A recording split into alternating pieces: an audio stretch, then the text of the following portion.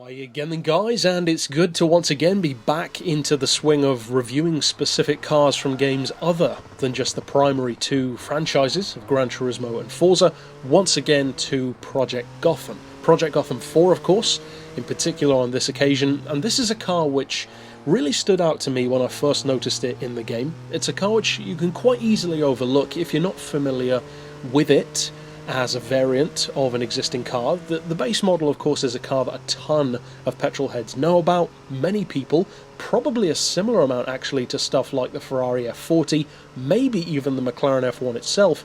This is a favourite supercar, or at the very least in amongst the favourite supercars of a lot of people, the Jaguar XJ220.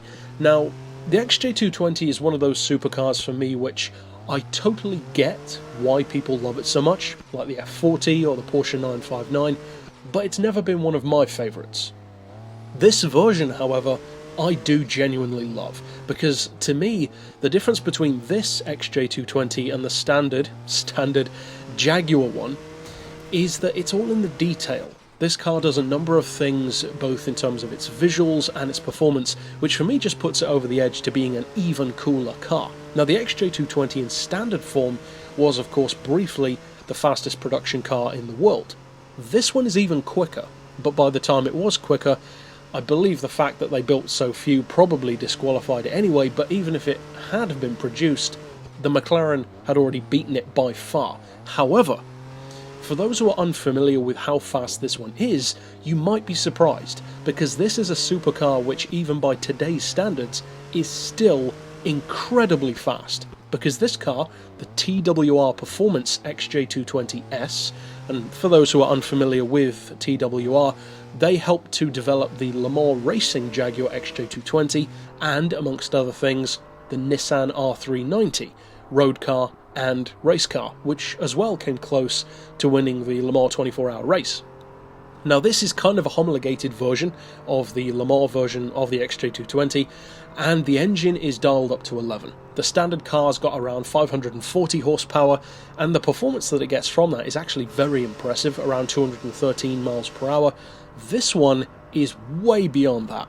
680 horsepower, 225 miles per hour in real life, and this car can hit 60 in a claimed 3.3 seconds. Now, that's entirely believable, and it actually gives it great performance to even go up against supercars that wouldn't even be released until over a decade later. Stuff like Zonda Cinque's, the Adonis, the Gumper Apollo, a Mosler MT900. This is almost like that kind of car before those cars became a thing. And to me, the visual changes that they made, although initially subtle, the main one of course that stands out is obviously the wing, but there are other changes as well which I love so much on this car. For one thing, the front end is considerably different. The headlights, for instance, don't have the closed flaps that the standard car does, which is cool. It gives it that smoothed off look. With this one though, you've got those exposed, more standard cowls over the lights so that you can see them at all times. I personally prefer that. I love the addition of the large driving lamps in the bumper as well. I think that looks really cool. And again, the chin splitter is heavily revised compared to the standard car with two big extra intakes. I think it looks fantastic from the front end.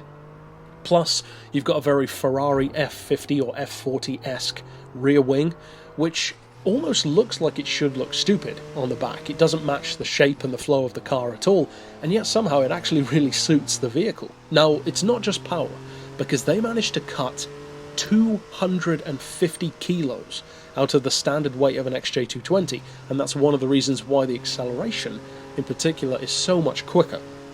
Now, of course, around a track, it's a whole lot faster than a normal XJ220 because this is a pure track-focused, but technically still a road car, variant of the XJ220, which is such a great base car to work from. Now, on the game, it's a B-class vehicle, which may initially seem a little bit like it's underselling the car's ability, certainly for top-end speed, but I kind of get it. You know, it's mid-90s at the end of the day. There are certainly other cars which can outrun it.